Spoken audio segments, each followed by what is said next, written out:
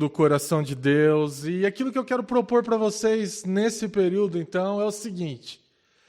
Nós vamos meditar a partir de um panorama do livro de Neemias e trazer algumas lições e refletir juntos sobre alguns pontos que Neemias traz para nós como homens. Então nós sabemos que a Bíblia é para todas as pessoas, para todos os sexos, para todas as culturas, mas Neemias, na minha opinião, ele traz lições para nós como homens como nenhum outro. Esse cara realmente foi um homem de Deus, um bom líder, e ele tem muito a nos ensinar. Então eu oro para que nós sejamos ministrados a partir dele. Neemias, ele fala, o contexto desse livro é sobre reconstrução. E eu acho isso bacana porque o nosso mundo está quebrado. A nossa cultura está quebrada. O nosso governo está quebrado. Os nossos lares, no geral, estão quebrados.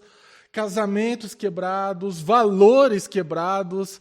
Então, Neemias, ele vai nos dar o tom, não o tom ali, o tom realmente de como a coisa funciona, de qual deve ser a nossa postura como homens e, como o Tom disse, como líderes também.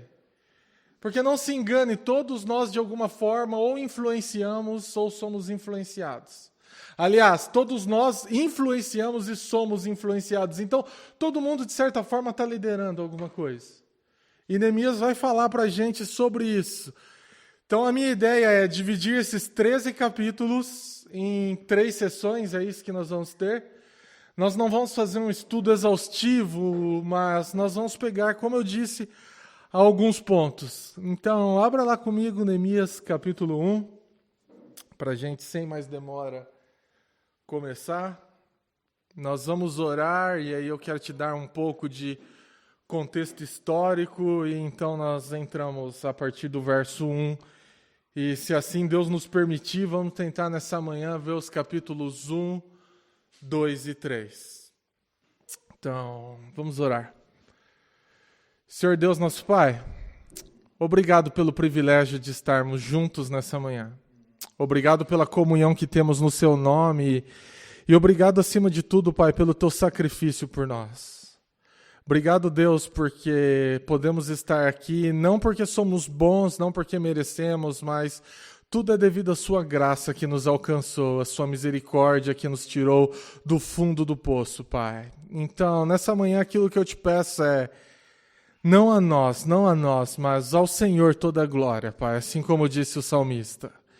Deus, nos molda para sermos homens melhores, nos molda para sermos confrontados, encorajados, edificados. Alcança cada um de nós, Pai, naquilo que se encontra na área da vida que precisa ser ministrada. Nós cremos no poder da Sua palavra.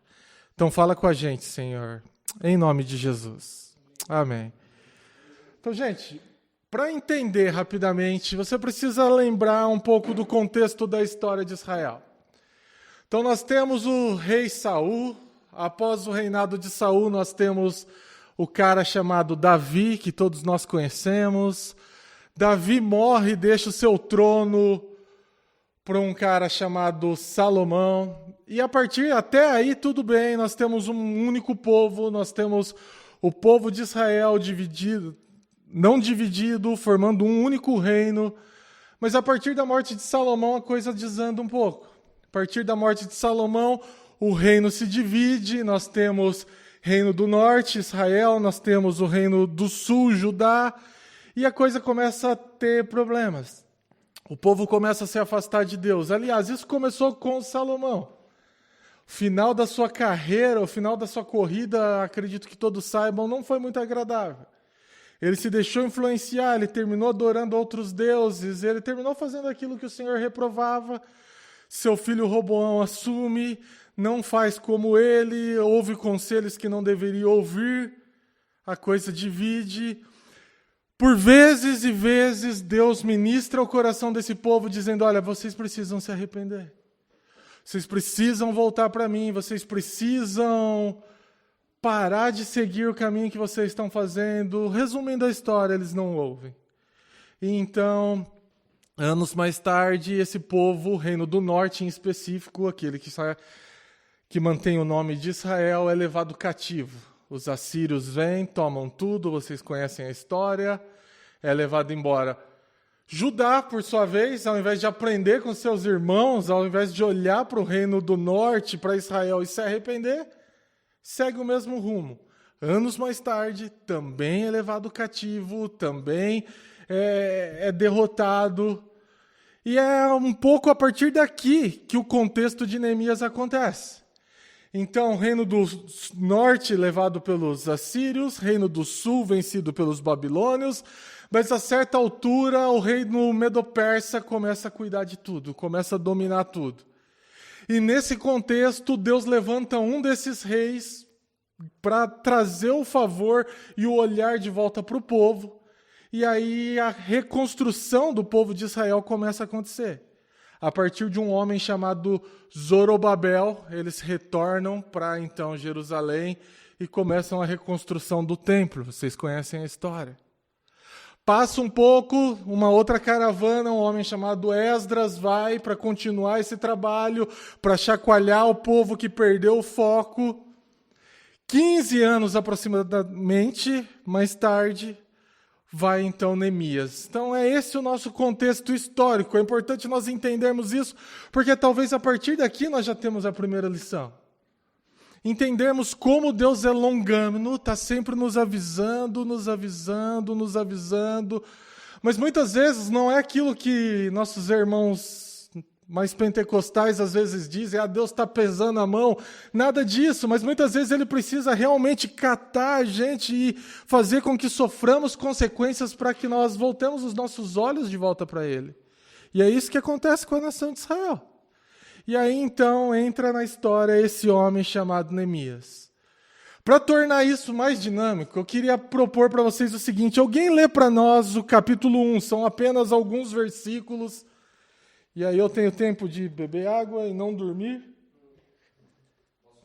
Por favor. As palavras de Neemias de Acanias, no mês de Quisleu, no ano 20º, estando eu na cidade de Suzã, veio Hanani, um dos meus irmãos, com alguns de Judá. Então eu lhes perguntei pelos judeus que escaparam, que não foram levados para o exílio acerca de Jerusalém. Disseram, os restantes que não foram levados para o exílio, se acham lá na província, estão em grande miséria e desprezo. Os muros de Jerusalém estão derribados e as suas portas queimadas. Tendo eu ouvido essas palavras, assentei-me e chorei, e lamentei por alguns dias, e estive jejuando e orando perante o Deus dos céus. E disse, Senhor, Deus dos céus, Deus grande e temível, que guardas a aliança e a misericórdia para com aqueles que te amam e guardam os teus mandamentos. Estejam, pois, atentos os teus ouvidos e os teus olhos abertos, para acudires à oração do teu servo, que hoje faço a tua presença, dia e noite pelos filhos de Israel, teus servos. E faço confissão pelos pecados dos filhos de Israel, os quais temos cometido contra ti, pois eu e a casa do meu pai temos pecado. Temos procedido de todo corruptamente contra ti. Não temos guardado os mandamentos, nem os estatutos, nem os juízos que ordenaste a Moisés, teu servo. Lembra-te da palavra que ordenaste a Moisés, teu servo, dizendo, se transgredirdes, eu vos espalharei por entre os povos. Mas, se vos converterdes a mim e guardardes os meus mandamentos e os cumprirdes, então, ainda que os vossos rejeitados estejam pelas extremidades do céu, de lá os ajuntarei e os trarei para o lugar que tenho escolhido para fazer habitar o meu nome. Estes ainda são teus servos, e o teu povo resgataste com o teu grande poder e com tua mão poderosa. Senhor, estejam, pois, atentos os teus ouvidos à oração do teu servo e à dos teus servos que se agradam de temer o teu nome. Concede que seja bem sucedido hoje o teu servo e dá-lhe mercê perante este homem. Nesse tempo, eu era copeiro do... Amém. Então aqui nós somos introduzidos à história de Neemias. Versículo 1 já nos propõe que ele está falando em primeira pessoa, embora há controvérsia se Neemias realmente foi o autor dessa carta. Desse livro, na verdade, eu estou dizendo isso somente para que nós tenhamos conhecimento, isso não nos influencia, porque a história contada aqui é a história de Neemias. Mas então Neemias está aqui, o último versículo diz que ele é um copeiro do rei, ele está na cidade de Suzã, Então, longe do seu povo, longe de Jerusalém, provavelmente ele nem conhecia, ele nasceu já no exílio, ele já tinha essa ligação distante com o seu povo, mas a primeira coisa que eu acho interessante no livro de Neemias é que, embora ele vivia em uma sociedade totalmente pagã, os seus valores e o seu coração pelo seu povo nunca mudou. E a prova disso é essa expectativa e esse desejo de querer saber como o povo dele se encontrava. Então, algumas pessoas, seu irmão chega de viagem, volta de Jerusalém, e aí Neemias vai e fala, gente, como é que está a nossa cidade? Como está o nosso povo? Como está a minha família? É mais ou menos essa a pergunta de Neemias. E aí ele ouve falar, olha, não está nada bem. Está tudo destruído, é tudo virado entulho, nada presta, está vergonhoso. Mas a primeira coisa que me chama a atenção, então, nesse homem, Neemias, é isso. É ele realmente ter um coração para a família dele, por assim dizer. Para o povo dele. Nós vivemos numa sociedade egocêntrica. Nós nos tornamos inconscientemente egocêntricos. Nós pensamos em nós. Nós pensamos no nosso benefício, nós pensamos no nosso conforto, nós pensamos em nós em primeiro lugar. Mas quando nós olhamos para Neemias e vemos ele tendo essa atitude, eu penso, isso realmente é o coração de um homem de Deus. Não olhar só para si, mas olhar para o seu povo. Nós precisamos lembrar que nós somos uma grande família. Não se trata só de Calvary Chapel, não se trata de Calvary Curitiba ou Calvary Londrina. Nós somos uma família. E nós precisamos ter o coração inclinado para o povo. Nós não podemos viver reclamando que a coisa está ruim, que o nosso governo, que a nossa cidade, que a violência, que o povo, que isso, que aquilo, se nós não tivermos um coração disposto a ser resposta para isso. Como homens de Deus, então, o meu primeiro encorajamento a partir do capítulo 1 é que nós tenhamos um coração realmente inclinado para o povo de Deus. Aliás, para todo mundo, nós somos um povo separado. Para que outros vejam em nós a glória de Deus e se rendam a Ele. Mas se nós não tivermos esse coração, realmente essa preocupação de como está o meu povo, como está a criação de Deus, como está a minha família, aí já tem alguma coisa errada. E aí então Neemias recebe essa notícia, o povo fala como que está, ele tem duas reações. A primeira, de tristeza. Isso é legal. Porque muitas vezes a gente vê notícia triste após notícia triste, basta a gente olhar para a televisão, para os jornais, sair na rua. Mas quanto isso mexe com o nosso coração? Quanto a tristeza dos nossos irmãos é realmente a nossa tristeza? Quanto a dor do próximo é realmente a minha dor? Neemias está tendo isso. Então ele ouve isso e ele fala, ele se entristece. Então esse é o coração de um homem de Deus, se entristecer pela dor do próximo.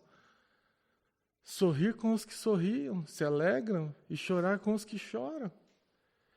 E aí essa primeira atitude dele é encorajadora para mim, mas a ação que vem logo em seguida é muito melhor. O que ele faz? O texto nos diz que Neemias jejua e ora. Não podemos ser homens de Deus sem oração.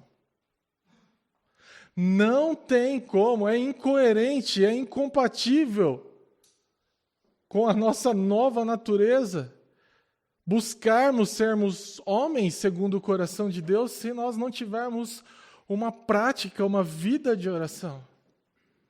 A atitude de Neemias aqui nos demonstra isso. Ele não faz nada, antes ele não dá nenhum passo, ele se entristece e ele faz o quê? Ele ora. Então é interessante que ele não fica sem fazer nada, mas é interessante também como ele não se apressa, não atropela as coisas. Muitas vezes nós atropelamos tudo. Ele para e ele ora. Ele quer buscar a direção de Deus para aquilo que está acontecendo. Então, um homem de Deus, Um homem segundo o seu coração é um homem de oração. Nós poderíamos falar disso por todo esse retiro, sobre a importância da oração, sobre como nós devemos orar pelo nosso povo, como devemos orar pela nossa família, os casados, como devemos orar pelas nossas esposas, pelos nossos filhos. Isso é importante, meus irmãos. E Neemias nos demonstra isso. Então não existe vitória. Nós vamos dizer que a vida de Neemias realmente foi uma vida de sucesso. Seu ministério foi eficaz. Mas tudo começa com a oração. Todo o processo é passado em meio à oração e termina também com oração. Então a oração é a chave para sermos homens de Deus. Então eu gostaria até de encorajarmos de antemão esse período longe de tudo. É um período incrível para nós dedicarmos não só a oração juntos, mas a orarmos, a buscarmos Deus nesse lugar. Que nada tira a nossa tranquilidade, que eu acho que nem telefone pega aqui direito, né? Então isso é maravilhoso. Então Neemias ora e aqui tem uma coisa que me intriga e eu gostaria de falar com vocês. Qual é o símbolo? Na verdade é uma pergunta. Qual é o símbolo, qual é o estereótipo de oração nas igrejas hoje? O quê? Sim, mas quando você fala em alguém de oração, o que você pensa?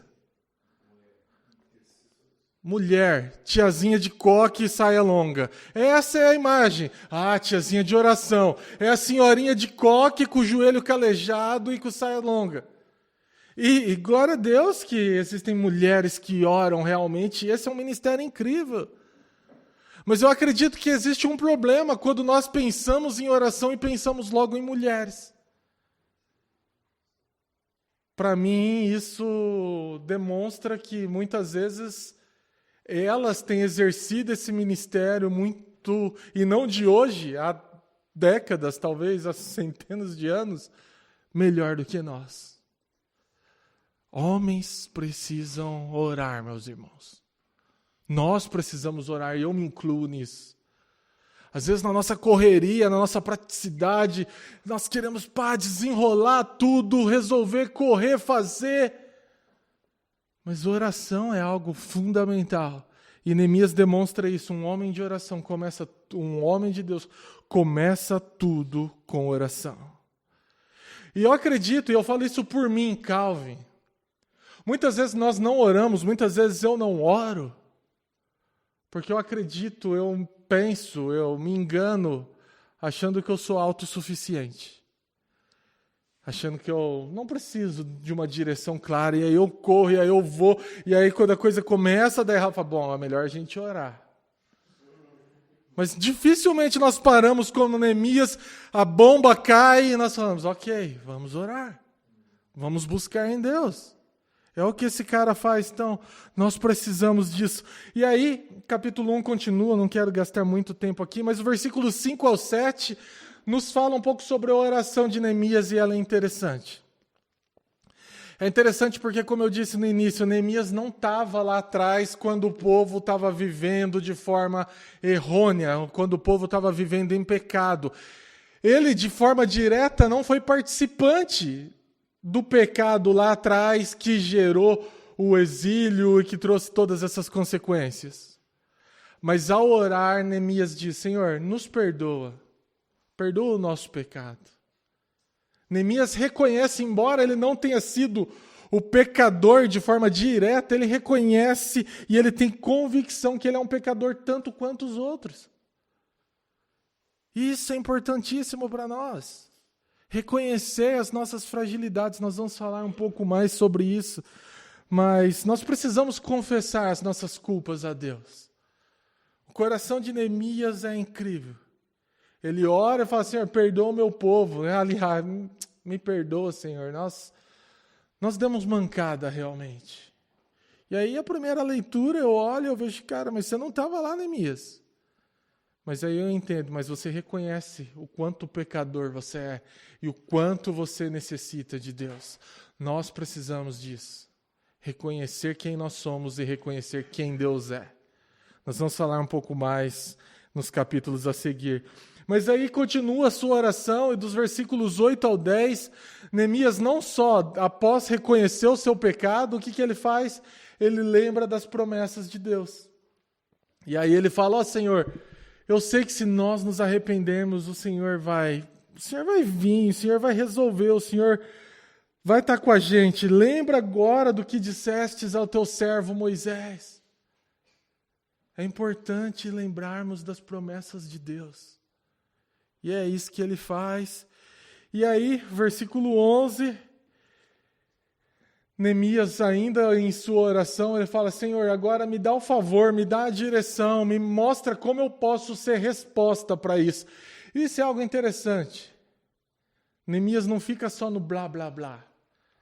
Ele ora antes de se mover, mas ele também não quer só orar, ele quer ser a resposta para o problema. E isso é muito bom, isso é fundamental para nós. Nós podemos e nós devemos orar para que Deus nos use para sermos resposta. Muitas vezes nós somos rápidos para olhar os problemas, para apontar os defeitos, para criticar, para pontuar. E às vezes até nós oramos, Senhor, resolve aquilo, mas dificilmente nós oramos, Senhor, como eu posso ser parte daquilo que o Senhor tem para fazer nesse sentido? Então isso é interessante. Ele pede, Senhor, me capacita para ser usado de alguma forma. Faze com que hoje eu, teu servo, seja bem-sucedido, concedendo-lhe a benevolência deste homem. Então você vai ver no capítulo 2, deste homem, ele está se referindo ao rei, ele está para ir falar com o rei, e ele fala, Senhor, me ajuda para que eu possa ganhar o favor dele e ser resposta para a minha cidade que está bagunçada, para o meu povo que está envergonhado. Então, gente, dito isso, uma das coisas que a gente precisa entender a partir do capítulo 1 é que nós precisamos sentir a tristeza pelo povo, pelas nossas famílias, pela nossa casa. Nós precisamos buscar em oração a direção de Deus para todas as questões, sejam elas pequenas, sejam elas grandes. Eu lembro quando eu estava no Bible College, o diretor de lá, pastor Brian, ele um dia ensinando, ele compartilhou algo e isso nunca mais saiu do meu coração. Ele falou, cara,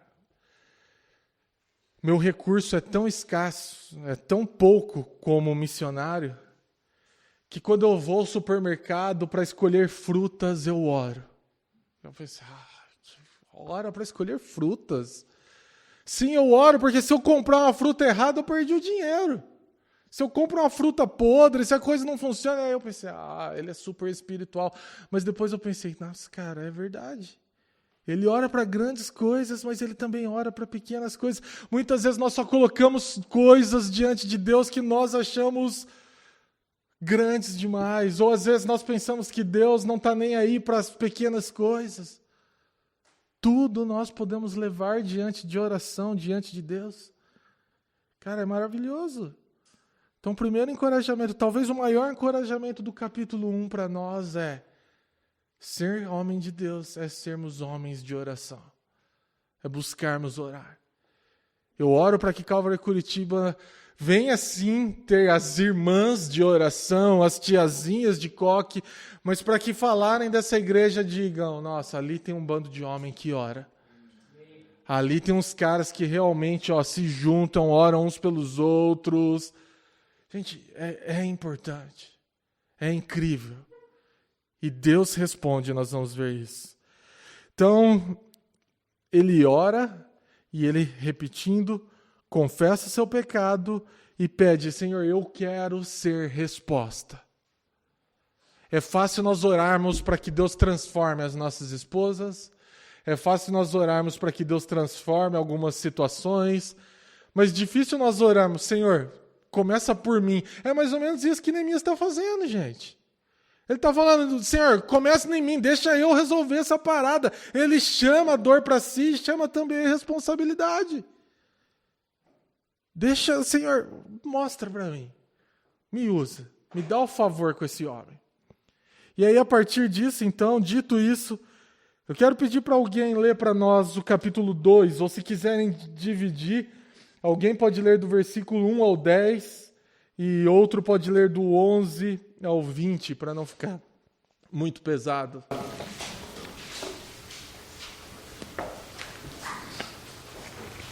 Eu leio então o começo. No mês de Nisan, no 20º ano do rei Artaxerxes, na hora de servir o vinho, levei-o ao rei. Muito antes eu tinha estado triste na presença dele, por isso o rei me perguntou: por que o seu rosto parece tão triste se você não está doente? Essa tristeza só pode ser do coração. Com muito medo eu disse ao rei: que o rei viva para sempre. Como não estaria triste o meu rosto se a cidade em que estão sepultados os meus pais está em ruínas? Se as suas portas foram destruídas pelo fogo? O rei me disse: o que você gostaria de pedir? Então orei ao Deus dos céus e respondi ao rei: se for do agrado do rei e o seu servo puder contar com a sua benevolência, que ele me deixe ir à cidade onde meus pais estão enterrados, em Judá, para que eu possa reconstruí-la. Então o rei, estando presente a rainha, sentada ao seu lado, perguntou: quanto tempo levará a viagem? Quando você voltará? Marquei um prazo com o rei e ele concordou que eu fosse. A seguir acrescentei: se for do agrado do rei, eu poderia levar cartas do rei aos governadores do Trans-Eufrates para que me deixem passar até chegar a Judá. E também uma carta para Asaf, guarda da floresta do rei, para que ele me forneça madeira para as portas da cidadela, que fica junto ao templo, para os muros da cidade e para a residência que irei ocupar. Visto que a bondosa mão de Deus estava sobre mim, o rei atendeu os meus pedidos. Com isso, fui aos governadores do Trans-Eufrates e lhes entreguei as cartas do rei. Acompanhou-me uma escolta de oficiais do exército e de cavaleiros que o rei enviou comigo. Sambalate, o Eronita, e Tobias, o oficial amonita, ficaram muito irritados quando viram que havia gente interessada no bem dos israelitas. Cheguei a Jerusalém e estive ali 3 dias. E de noite me levantei, eu e poucos homens comigo, e não declarei a ninguém o que meu Deus me pôs no coração para fazer em Jerusalém. E não havia comido animal algum, senão aquele que estava montado. E de noite saí pela porta do vale, para a banda do fonte do dragão e para a porta do monte, e contemplei os muros de Jerusalém, que estavam fendidos, e as suas portas que tinham sido consumidas pelo fogo. E passei para a porta da fonte e ao viveiro do rei, e não havia lugar por onde pudesse passar a cavalgadura que estava debaixo de mim. Então, de noite, subi pelo ribeiro e contemplei o muro, e voltei, e entrei pela porta do vale, e assim voltei. E não souberam os magistrados aonde eu fui e nem o que eu fazia, porque ainda até então nem os judeus, nem os nobres, nem os magistrados, nem aos mais que faziam a obra tinham declarado coisa alguma.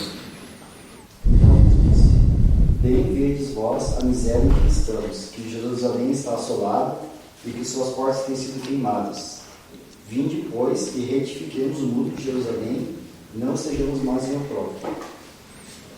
Então lhes declarei como a mão do meu Deus me fora favorável, como também as palavras do rei, que ele tinha me dito. Então disseram: levantemos-nos e edifiquemos, e esforçaram suas mãos para o bem. O que ouvindo Sambalate, o Eronita e Tobias, o servo amonita e Gesem o arábio, zombaram de nós e desprezaram-nos, e disseram: que é isso que fazeis? Quereis rebelar-vos contra o rei? Então lhe respondi e disse: o Deus dos céus é o que nos fará prosperar, e nós, seus servos, nos levantaremos e edificaremos. Mas vós não tendes parte, nem justiça, nem memória em Jerusalém. Amém. Isso aí, gente. Então é interessante, logo no início do capítulo 2, e começa nos dando uma data. E ele diz que era no mês de Nissan. O início do capítulo 1 também nos dá uma data. Quando nós colocamos em forma cronológica, nós vemos que 4 meses se passaram até aqui. E isso é bacana, porque quando nós pensamos nesse prazo, nesse tempo, 4 meses, nós vemos como Neemias não orou uma única vez e falou: Senhor, abençoa meu povo. Por bem 4 meses esse cara perseverou em oração. E a dor dele pela cidade era cada vez maior que o seu rosto, a sua face se entristeceu. Você consegue parar para pensar nisso? A angústia, a dor, o peso desse cara era tão grande que ele não conseguia mais esconder. Aliás, ele não tentava esconder, e isso também é algo que eu queria compartilhar com vocês. Muitas vezes, como homens, nós precisamos ser os durões. Os caras que não demonstram sentimentos, os caras que não demonstram dores, os caras que não demonstram angústia, mas essa é uma mentira de Satanás. Nós devemos ser sinceros. O que significa sinceridade? Sincero, gente. Sem cera, sem máscara. Essa ideia que colocaram em nós, desde pequeno, o que você fala para o menino quando ele cai e ele começa a chorar? Para de chorar, homem não chora. Essa é a ideia. E aí muitas vezes nós crescemos com aquilo e nós pensamos, não, eu tenho que manter a pose. Não posso demonstrar. Demonstrar sentimentos é demonstrar fraqueza, fragilidade. Mas Neemias, ele não está nem aí, ele deixa que a dor se transpareça no seu rosto. Por quê? Porque é isso que ele está sentindo. Esse cara não produz máscaras. Meus irmãos, não tenhamos máscaras uns com os outros. Cara, você está com dor, nós vamos ver isso no capítulo 4. Chega no seu irmão e fala, cara, ora comigo, estou angustiado, estou aflito, estou mal. Compartilhe. É importante para nós. E eu preciso dizer que isso foi fundamental para mim. Quando eu estava com uns 3, 4 anos de ministério, eu pensava, não, eu preciso sempre demonstrar que está tudo bem. Eu não posso demonstrar que eu estou mal e que eu estou desencorajado. Até que um dia, lendo o livro de Neemias, aliás, sendo ministrado a partir de um pastor, colega meu, pelo livro de Neemias, esse cara fala um pouco sobre isso, sobre ser sincero, ser transparente. Ali eu desmontei e falei, eu preciso falar com alguém. E aí nós tivemos logo em seguida algo parecido com aquilo que o Tom propôs de fazer hoje. Grupos pequenos. Era uma conferência de pastores lá em São Vicente. E aí, cara, ao fazermos grupos pequenos, eu realmente vomitei tudo aquilo que estava dentro de mim. E aí eu vi até mesmo a expressão de alguns, tipo, cara, você realmente estava assim? Não parece, né? Por quê? Porque nós somos bons em esconder. Neemias não está preocupado com isso. E agora, se você acha que esconder hoje é só para manter postura, você precisa entender que aparecer triste na frente do rei não era só questão de manter o status, era questão de preservar a cabeça. Porque o rei não queria ninguém triste na frente dele, não. Parece triste, já era, vem outra, esse cara não presta mais. Era uma coisa vital, mas Neemias não pode fazer outra coisa, porque a dor pelo seu povo, o peso pela sua família, está tomando conta dele. E isso precisa ser real em nós. E aí o rei pergunta a Neemias, o que está acontecendo? Por que você está triste? E ele fala, como que eu não posso estar triste? Minha família está toda vergonhosa, minha cidade toda quebrada, meu povo todo sofrendo. E aí o rei fala, Neemias, o que você quer que eu faça? E aí Neemias responde, não, olha para o texto que Neemias fala. Ele ora novamente. Eu não imagino que Neemias parou na frente do rei e falou, só um minuto, ajoelhou e orou, porque nós temos muitas vezes a ideia de oração, um ritual. Eu acredito que dentro dele, naquele instante, em segundos, ele pediu o favor de Deus, falou, Senhor, é agora, me guia, me dá o seu favor novamente, me fala o que eu preciso. E aí, então, ele fala tudo que ele queria, tudo que ele precisava. E aí o rei fala, tá bom, Neemias, eu vou deixar você ir. Você vai, você volta, eu vou resolver essa questão. Mas tudo começou aonde? A resposta começou a partir da sinceridade. Gente, aqui nós estamos falando do favor do rei. E é interessante pensar nisso em primeiro lugar, como nós precisamos ser sinceros com o nosso rei Jesus. Mas é interessante pensar que você não vai ter o favor do irmão que está do seu lado se você não abrir seu coração para ele. Se você não compartilhar. Muitas vezes pessoas ficam bravas com os pastores. Eu estou mal, o cara não me liga. Gente, pastor não tem bola de cristal, não. Tem uma irmãzinha, uns tempos atrás, ela ficou ali umas 2 semanas sem aparecer na igreja. E aí depois ela ficou brava comigo. O pastor nem veio me ver, eu estava doente, etc. Ela ficou realmente brava. E aí o marido dela veio falar comigo, falar, fulano, quase falei o nome, está sendo gravado, não posso fazer isso. A fulana veio falar comigo, minha esposa, ela tá brava com você, Calvin. Aí eu falei, cara, eu sou o Calvin, eu não sou Jesus. Se você não falou, você estava presente, você não falou que a sua esposa está mal, como eu posso adivinhar? Compartilha, cara. Fala. Não, mas é que passou 2 semanas. Realmente, em 2 semanas, mas como eles nunca foram tão estáveis, eu falei, é mais um vai e vem deles. Enfim, tudo isso para dizer que se nós não compartilharmos as dores, quem está ao nosso lado não vai adivinhar. Então, Neemias demonstra, gente, repito, ser homem não quer dizer ser os Vingadores, não, super-heróis. Cara, pode ser frágil.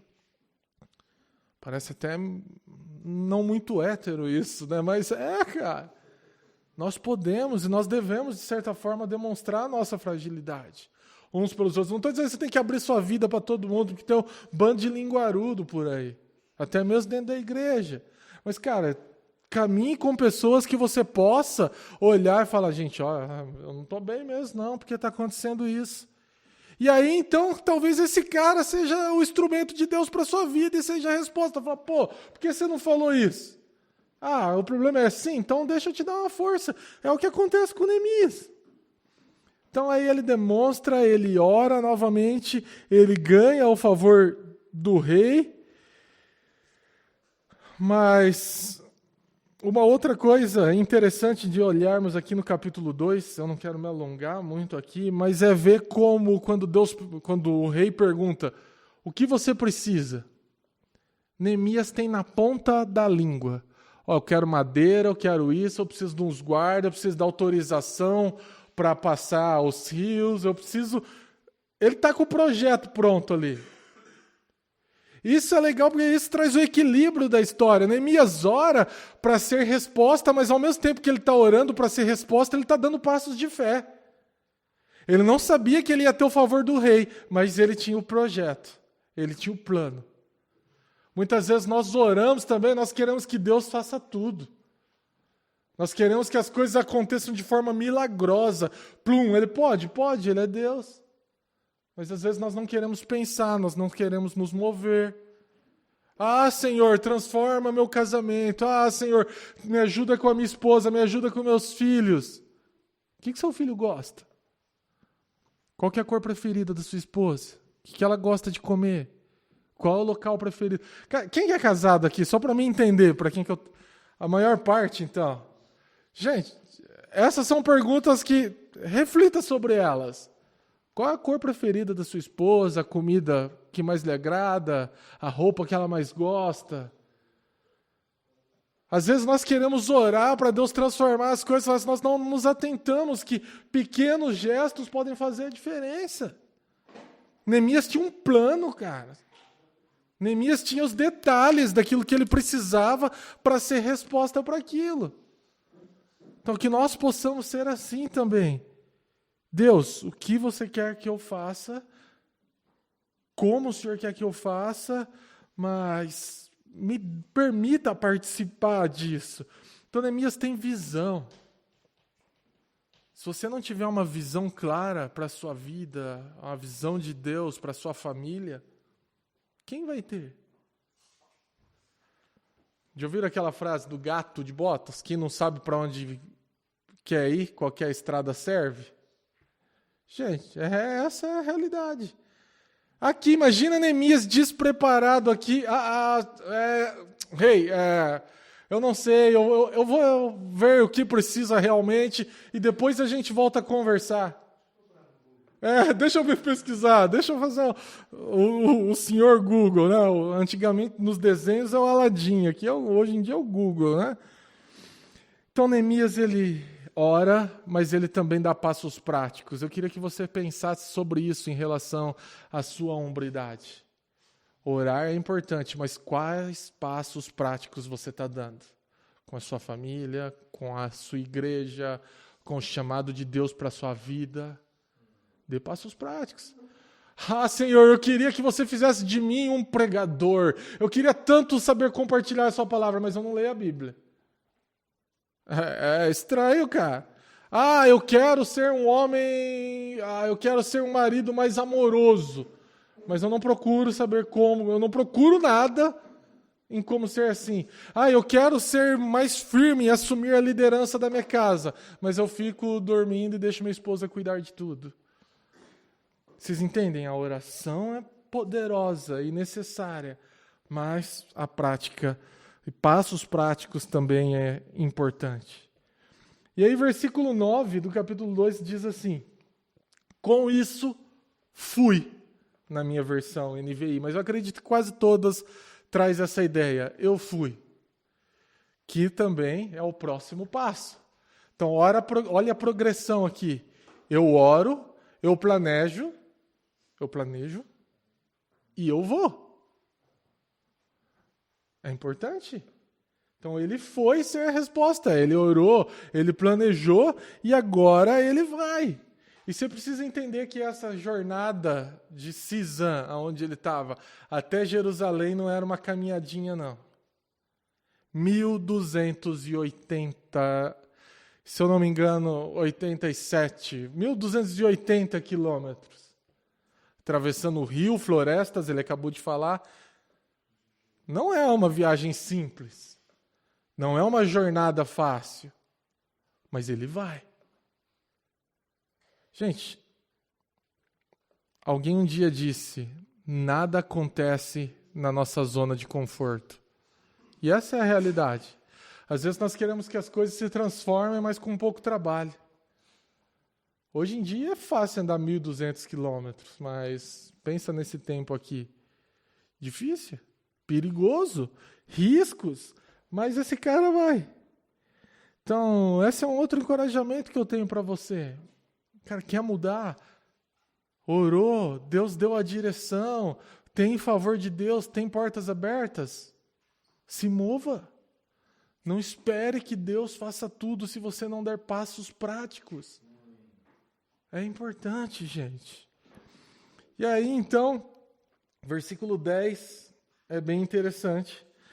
Dito tudo isso, então a reconstrução está para começar, uma equipe é delegada, Neemias está indo, e o versículo 10 diz que Sambalate, o Horonita, e Tobias, o oficial amonita, ficaram muito irritados quando viram que havia gente interessada nos bens dos israelitas. Essa é uma outra grande verdade espiritual para nós. Sempre que quisermos nos posicionar como homens de Deus, vai haver oposição. Lembre-se, o mundo é espiritual, não é um parque de diversões. Nós vamos ter batalhas espirituais, nós vamos ter oposição do inimigo, e é por isso que a oração é a chave. E é por isso que perseverança é a chave. E é por isso que nós precisamos realmente encarar como homens. O inimigo vai se levantar. O texto diz, Neemias se propôs a mudar, a fazer algo, e o inimigo como? Se irritou. Toda vez que você se levantar para algo, o inimigo vai se irritar.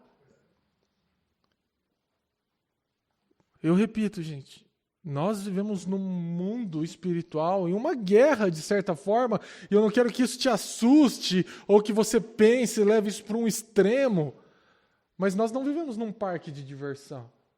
É uma guerra. E se você está numa guerra, mas não sabe que está numa guerra, o que acontece? Quem que é o cara da espingarda aí? É ele? Então vamos fazer o seguinte, nós vamos estar todos dando tiro e aí você passa na frente, como se nada tivesse acontecendo. O que vai acontecer? Nós vamos te acertar. Nós não, né? Porque eu não tenho mira, mas eu tenho certeza que ele vai. Cara, é isso. Se nós não entendermos que nós vivemos em uma batalha espiritual e que o inimigo é contra tudo aquilo que nos levantamos para fazer, seja a postura de homens de Deus, nós realmente vamos ser apunhalados. Mas Neemias, ele tinha uma visão clara, ele sabia que o inimigo ia se levantar E mesmo quando o inimigo se levanta, no final do capítulo ele diz, olha, deixa eu dizer algo para vocês. Nós vamos reconstruir essa parada sim. E vocês não têm parte alguma, vocês não pertencem ao povo de Israel. Vocês não têm nada a ver com isso. Vocês não vão nos parar. Em outras palavras, ele coloca o inimigo no lugar onde ele tem que estar. As palavras de Jesus em Mateus 16 é muito emblemática nesse sentido. As portas do inferno não prevalecerão contra a igreja. Mas quando isso? Quando nós vamos para cima. Porta não vem para cima de ninguém, gente. Você já viu uma porta vindo para cima de alguém? É desenho, e desenho muito bobo, isso pode acontecer. A ideia é quando vocês avançarem, o inferno não vai prevalecer. Então vai haver oposição? Vai. Mas nós teremos a vitória em nome de Jesus. Então eles se irritam, mas Neemias vai. E aí o versículo 11 ao 16 diz que ele chega quietinho, e ele sai para examinar a cidade. No grego nós temos uma palavra interessante para esse examinar. A ideia é olhar é uma ideia médica, é como se Neemias estivesse falando, eu vou olhar a ferida. Ele queria entender, ele chega então em Jerusalém e ele queria entender onde estava o problema, quais eram as brechas, por onde começar. Gente, isso é algo incrível. Ele não chega falando, vem reconstruir, gente. Não, agora vai dar tudo certo. Ele não chega anunciando. Não, ele chega quieto e sonda as brechas. Essa é uma grande lição para nós. Você não precisa voltar daqui. Se você fizer isso, eu não te julgo. Mas chegar na sua casa e falar, agora eu voltei do retiro, eu sou um homem de Deus, eu vou melhor. Não. Mas talvez se você chegar na sua casa e sondar as brechas e ver as coisas que realmente não estão funcionando e como você deve se posicionar, você será mais eficaz. Tem aquele ditado, né? Pelo menos em Londrina nós usamos bastante isso. Falar até papagaio fala. Às vezes nós falamos, mas não agimos em coerência. Então Neemias quieto, sonda as brechas. É importante você sondar as brechas da sua vida, daquilo que você quer reconstruir. Talvez é importante nós fazermos isso nesses dias aqui. Como eu disse no início, nós vamos falar por esses 2 dias de reconstrução. Mas se você não souber quais são as fragilidades da sua hombridade, do seu casamento, da sua paternidade, do seu ministério, do seu relacionamento com Deus, dificilmente você vai saber por onde começar, qual o primeiro passo. Então, sonde as brechas. É isso que Neemias faz. Ele começa sondando o como começar, o que fazer e como a situação realmente está. Então, eu queria que você pensasse na área da sua vida que você acredita precisa de reconstrução e você pensa, mas quais são as brechas? Será que eu não estou me posicionando como a Bíblia diz?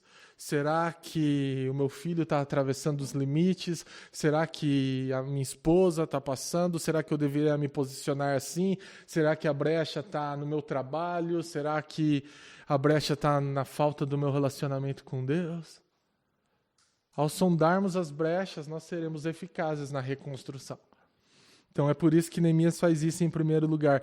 E aí o versículo 17 e 18, ele volta então, e aí ele chega para o povo, para o seu povo, para os israelitas que estavam ali desencorajados até então, e fala, gente, olha, isso aqui está uma vergonha, está uma bagunça, isso daqui está terrível, mas vamos reconstruir, vamos mudar essa história.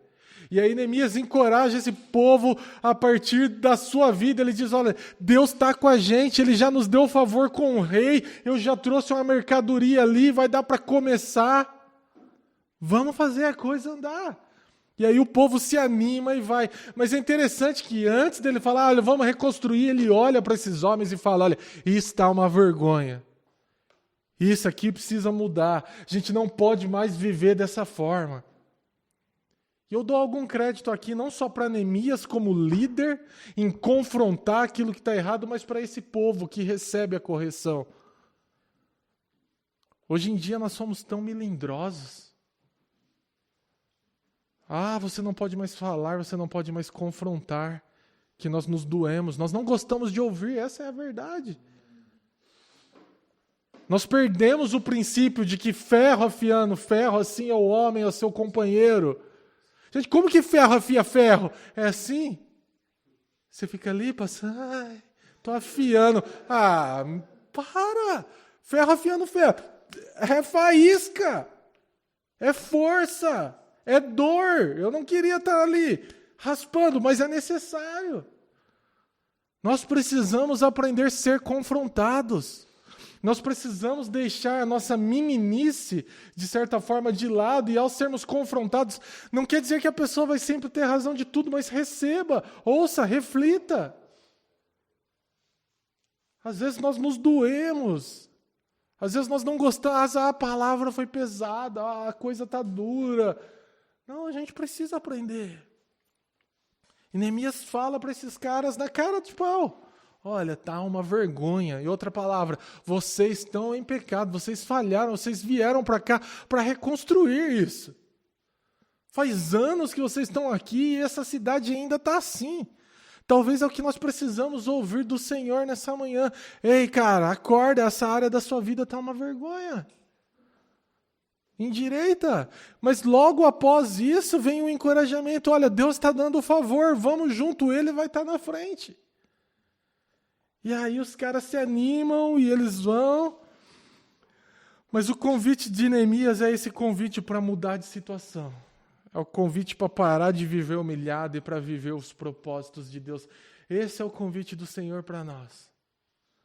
Deixarmos tudo aquilo que é vergonhoso de lado e vivermos os seus propósitos. E aí, como eu disse, o inimigo se levanta, aparece novamente, zombam, tira sarro, e realmente toda vez, pode ver a progressão do inimigo aqui também. Versículo 10 diz que eles se irritam. Versículo 20 diz que agora eles começam a zombar. Vai sempre ter um enviado de Satanás para tirar você do sério. Cara, às vezes isso vai acontecer dentro da sua casa. Eu não quero que minha esposa ouça isso, mas às vezes ela pode ser usada por Satanás para me desencorajar. O Pedro não foi? Quando ele chega até Jesus, fala, não, Senhor, com você não vai acontecer nada. Vai para trás, Satanás. Sai.